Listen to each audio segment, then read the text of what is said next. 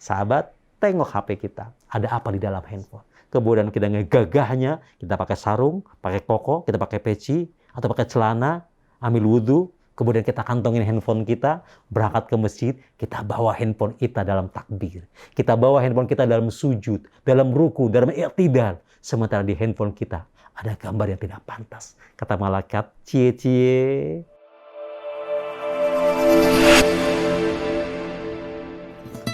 Bismillahirrahmanirrahim. Assalamualaikum warahmatullahi wabarakatuh. Alhamdulillah. Wassalatu wassalamu ala rasulillah wa ala alihi wa ashabihi wa mawala. Rabbi shrah li sadri wa yassir amri wa hlul 'uqdatam min lisani yafqahu qawli. Saudara pecinta TVNU yang dirahmati oleh Allah Subhanahu wa taala.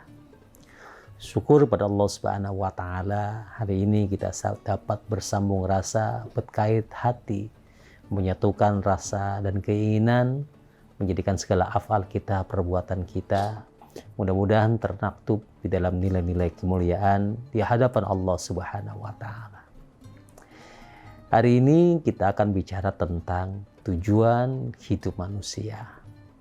Tema hari ini sebenarnya sederhana dan layak untuk kita bicarakan dengan rileks dan santai. Apa tujuan manusia hidup? Maka jawaban yang sederhana adalah di dalam surah Az-Zariyat ayat 56. Wa ma khalaqtul jinna wal insa illa liya'budun. Tidaklah aku ciptakan jin dan manusia kecuali untuk menyembah kepada Allah Subhanahu wa taala. Dalam ayat ini ada dua makhluk yang Allah berikan kesempatan untuk menjadi hamba Allah. Yang pertama adalah jin, yang kedua adalah bangsa manusia. Dari karakter keduanya memiliki banyak kesamaan, tetapi dalam penciptaannya memang berbeda. Wa khalaqal janna mim marijim min nar. Allah ciptakan jin dari nyala api. Sementara manusia diciptakan dari saripati tanah. Apa tujuan dua makhluk ini Allah ciptakan? Illa liya'budun, kecuali menyembah kepada Allah Subhanahu wa taala.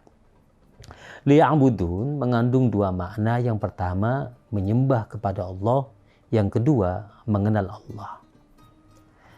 Liya'budun dalam bahasa kita artinya menyembah atau menjadi hamba Allah. Menjadi hamba Allah berarti melaksanakan apa yang diinginkan oleh tuannya walaupun tidak biasa. Lihatlah, kita terbiasa untuk makan di pagi hari, nasi uduk, barangkali jengkol dengan sambelnya, atau di siang hari kita makan siang dengan sayur asemnya. Tetapi kemudian perintah Tuhan kita melaksanakan puasa, ikhla'ul batni min tulu'il fajri ila ghurbi syamsi. Melaksanakan perintah Tuhan walaupun tidak biasa. Bayangkan Allah perintahkan kepada kita untuk berangkat haji, untuk menunaikan umrah. 9 jam perjalanan menuju Saudi Arabia. Kemudian kita diminta untuk mengenakan kain ihram tanpa secuil pun busana yang melekat dalam bentuk jahitan. Belum selesai, Allah perintahkan untuk tawaf 7 putaran. Andaikan satu putaran itu 500 meter, maka putarannya adalah 3,5 kilo. Andaikan kemudian belum selesai, diperintahkan oleh Allah untuk sa'i baina Safa dan Marwah. Berarti kita diminta memutari Ka'bah, kemudian sa'i baina Safa dan Marwah kurang lebih sekitar 8-10 kilo. Luar biasa. Melakukan satu perbuatan yang belum biasa, tetapi ini perintah Tuhan kita. Liya'budu, menyembah Allah atau menjadi hamba Allah, juga meninggalkan apa yang tidak disukai oleh Tuhan kita, walaupun kita suka. Ya, tentu lebih asik untuk bangun malam, untuk kemudian nonton sepak bola, dibandingkan dengan tahajud. Membicarakan orang lain, ghibah, menjelekan orang lain terasa manis di mulut daripada membaca Al-Quran. Tetapi ketika ini tidak disukai oleh Tuhan kita, maka kita tinggalkan pelan-pelan. Liya'budun, menyembah Allah, menjadi hamba Allah adalah melakukan sesuatu yang diperintah Allah Subhanahu wa Ta'ala, walaupun awalnya adalah beban. Ya, kalau pilihannya sholat subuh atau tidur sampai jam 7, maka kita cenderung memilih tidur. Kalau pilihannya ketika jam 12 istirahat, lebih pilih tidur-tiduran, layah-layahan di kantor, atau kemudian beranjak ke masjid, kemudian melakukan sholat 4 rakaat. Tentu kalau menurut nafsu dan syahwat kita, pilihannya adalah tidur-tiduran dan layah-layahan. Liya'budun adalah menyembah kepada Allah Subhanahu wa Ta'ala dan menghambakan diri kepada Allah Subhanahu wa Ta'ala.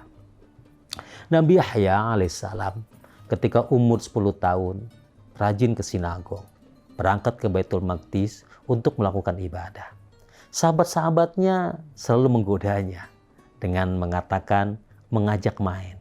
Yahya, main dong. Ayo main gobak sodor, ayo main bola. Kalau Nabi Yahya ada di sini. Yahya menjawab, ma khuliqtu bihadza. Aku diciptakan tidak untuk itu. Aku diciptakan untuk ibadah kepada Allah Subhanahu wa Ta'ala. Lalu pertanyaannya adalah, apakah seluruh aspek kehidupan kita dipakai untuk ibadah kepada Allah Subhanahu wa Ta'ala?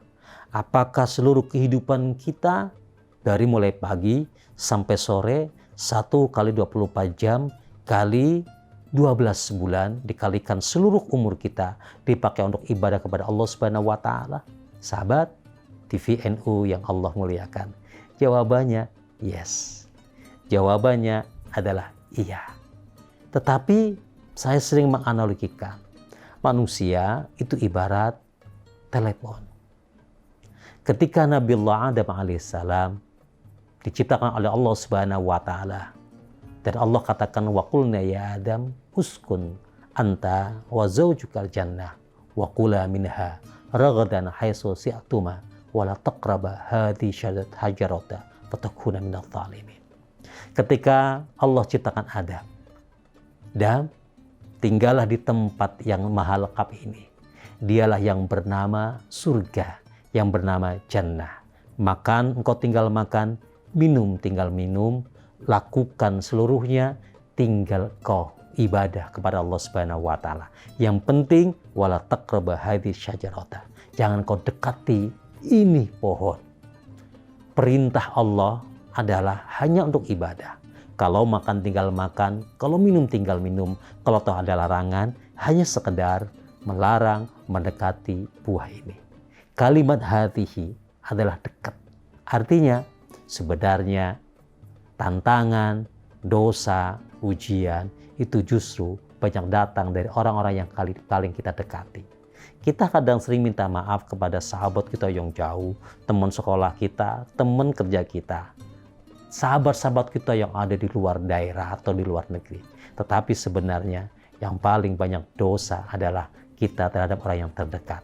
Dosa terhadap istri, dosa terhadap suami, dosa terhadap adik-adik kita, dosa terhadap kakak kita, atau dosa terhadap anak-anak kita, bahkan dosa terhadap kedua orang tua kita. Kita sering berbuat ghibah, menjelekan pasangan hidup kita. Kita sering ngomongin mereka di Facebook, di WhatsApp, di grup, atau kemudian kita sering bohong terhadap pasangan hidup kita, istri atau suami, atau kita sering zalim meninggalkan orang tua kita di kampung halaman dengan atas nama sibuk terhadap anak dan istri, kemudian kita meninggalkan orang tua kita. Padahal wahai laki-laki, apapun kondisimu, engkau tetap wajib berbakti dan menyantuni orang tuamu yang ada di kampung halaman sana. Kedzaliman dan dosa itu biasanya malah datang kepada orang yang kita dekat. Nabi Adam alaihissalam ketika Allah ciptakan tidak banyak pekerjaan, hanya diminta ibadah dan ibadah. Ya, telepon yang di rumah. Dulu kan kita punya telepon rumah, saudara.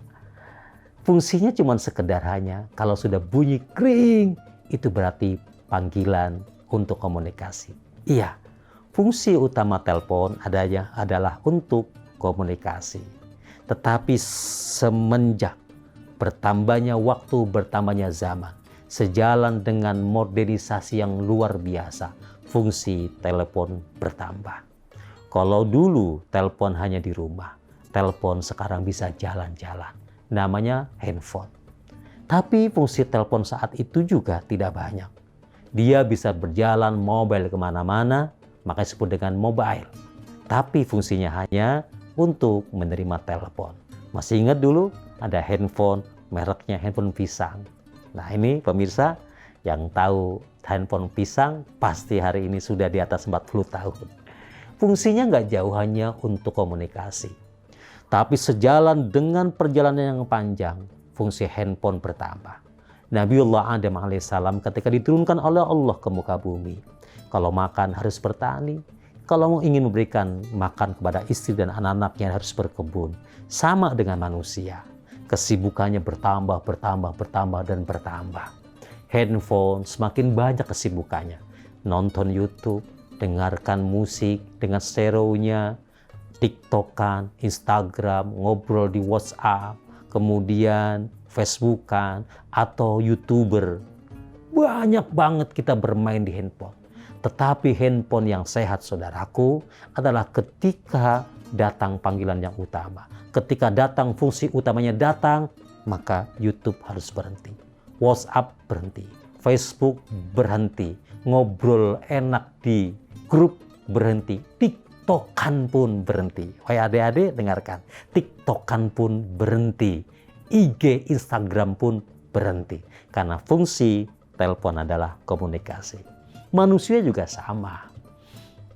Ketika fungsinya berubah, ketika fungsinya itu datang, maka sesibuk apapun kita, ada yang jadi presiden, ada yang jadi menteri, ada yang jadi teknokrat, ada yang jadi pedagang. Kalau dulu dagang hanya di pasar saja, transaksi jual beli hanya di pasar, tetapi semakin bertambahnya zaman, dagang di mall, di pinggir jalan, di tengah-tengah jalan, bahkan ada yang jualan di angkasa alias online.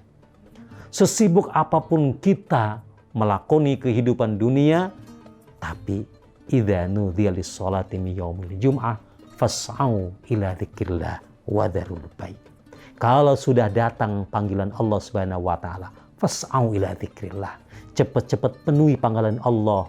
Penuhi panggilan Allah, segera zikir kepada Allah Subhanahu wa taala. Laksanakan salatmu, laksanakan panggilan ibadahmu, laksanakan panggilan Allah Subhanahu wa taala. Wa dzarul bai', tinggalkan urusan duniamu. Tinggalkan hal-hal yang kau anggap penting untuk urusan duniamu. Kenapa? Awwalu ma yuhassabu bil 'abdu yaumal qiyamah shalat. Apapun kondisinya, yang pertama kali dihisab adalah salat. Sahabat, sebagus apapun handphone, sekeren apapun YouTube, atau musiknya stereo, atau TikToknya luar biasa, atau YouTube-nya mendatangkan viewer yang luar biasa, subscriber yang hebat, atau jempolnya banyak, atau komennya di Facebook banyak. Tapi kalau fungsi utamanya problem, fungsi utama panggilannya itu masalah, maka HP itu dianggap error. Termasuk kita manusia. Kalau kemudian fungsi panggilan Allah itu bermasalah, walaupun kita terkenal, walaupun kita jadi orang yang sukses, orang yang keren, duitnya banyak, kaya, jabatannya tinggi, tapi kalau fungsi utamanya problem, dengar panggilan Allah tidak datang, dengarkan perintah Allah tidak didengarkan, dengar panggilan untuk sholat dia tidak lakukan, maka dia akan diangkat sebagai manusia error. Nah, Ramadan, saudara, adalah pit stopnya. Ramadan adalah tempat kita untuk servis handphone dalam jiwa dan diri kita. Ayo masuk ke ruang servis besar yang bernama Ramadan. Bayangkan, hanya sekedar untuk sahur, bangun sebelum subuh. Sebelumnya ditambah dengan tahajud 2 rakaat barangkali, atau dengan hajat kita. Kemudian ikhla'ul batni min tulu'il fajri ila ghurbi syamsi, ngosongin perut dari pagi sampai sore. Enteng kan? Ditambah dengan sholat maghrib, ditambah dengan buka puasa, ditambah dengan taraweh. Itu pun kalau tarawih di Indonesia, bonusnya kebanyakan, hanya 8 rakaat. Kalau kita lari ke Asia Timur, Asia Tengah, sampai ke Afrika, tarawihnya panjang-panjang saudara, paling minim 20, ada yang 30, ada yang 40, ada yang 50. Nggak banyak larangan ketika Ramadan pun tidak banyak. Hanya sekedar menjaga as-shaum al-imsak, menjaga mulut dari bohong, menjaga mulut dari berkata kotor, menjaga tangan berbuat dosa, menjaga mata untuk mengambil sesuatu yang haram, menjaga telinga untuk mendengarkan yang bukan hak kita. Nggak banyak, sebulan, tapi luar biasa. Ghufir lahu ma taqaddama min dambi. Allah ampuni dosa-dosa kita. Saudara, luar biasa. Allah ampuni dosa-dosa kita sebelumnya. Adakah hari ini sahabat TVNU yang bisa menghitung dosa-dosanya? Adakah bisa menghitung dosa lewat mata, lewat mulut, lewat telinga, lewat tangan, lewat kaki? No. Adakah yang bisa menghitung dosa lewat handphone kita, gadget kita, Facebook kita, ngomongin orang kita, jelekin orang lain, jelekin pasangan hidup kita, atau berkata kasar, atau share berita yang belum tentu kebenarannya? Kata Rasul, cukup dia menjadi kadzab, pembohong besar, ketika dia menyebarkan berita yang belum tentu kebenarannya.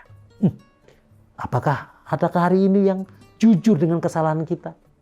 Bawa handphone, tengok saudara. Sahabat, tengok HP kita. Ada apa di dalam handphone? Apakah kita menyimpan gambar yang tidak pantas? Kemudian kita ngegagahnya, kita pakai sarung, pakai koko, kita pakai peci, atau pakai celana, ambil wudhu, kemudian kita kantongin handphone kita, berangkat ke masjid, kita bawa handphone kita dalam takbir. Kita bawa handphone kita dalam sujud, dalam ruku, dalam i'tidal. Sementara di handphone kita ada gambar yang tidak pantas. Kata malaikat, cie-cie, bawa barang yang nggak pas lagi, yang porno. Kita nggak pernah jujur dengan dosa-dosa kita. Saat kemudian pernahkah kita meminta maaf kepada orang lain, pada istri kita? Istriku, maafkan aku ya, aku salah A, B, C, dan D. No. Atau para wanita, para istri, pernahkah jujur ngomong pada suaminya? Suamiku, maafkan saya ya, saya salah ngomongin kamu, jelekin kamu, ngedumilin kamu, bohongin kamu. Pernah nggak? No. Apakah kemudian ketika kita menengadahkan tangan di hadapan Allah, meminta maaf pada Allah, apa kita jujur dengan kesalahan kita? Rob, ampuni dosa saya, karena kemarin ambil tanah sebelah, karena kemarin saya bohong, karena kemarin saya mencuri, menjamret, nyolong, atau saya korupsi, atau saya kemudian mengambil barang orang lain, atau saya mendolimin orang lain, atau saya nyakitin orang tua. No. Kita berharap diampuni dosa kita, tapi nggak pernah jujur dengan kesalahan kita. Ramadan sebagai tempat servis kita. Allah ampuni segala dosa-dosa kita. Kalau Allah ampuni dosa-dosa kita, inilah yang disebut dengan Idul Fitri. Manusia-manusia yang lulus di dalam perjalanan ketika dia dipanggil oleh Allah Subhanahu wa Ta'ala. Fungsikan handphone dengan normal, servis kembali, supaya ketika datang panggilan Allah, telinga kita peka, mata kita peka, mulut kita peka, hati kita kepeka. Wajilat qulubuhum. Hati kita bergetar ketika Allah panggil. Kemudian ada nuansa cinta dan rindu kepada Allah Subhanahu wa Ta'ala, bukan keterpaksaan. Mudah-mudahan Ramadan mengantarkan kita kembali kepada manusia seutuhnya, dan insya Allah akan kita bahas tentang manusia itu sendiri. Walafu minkum ihdinas siratal mustaqim, siratal ladzina an'amta 'alaihim ghairil maghdubi 'alaihim waladdallin. Wallahu muwaffiq ila aqwamit thoriq. Assalamualaikum warahmatullahi wabarakatuh.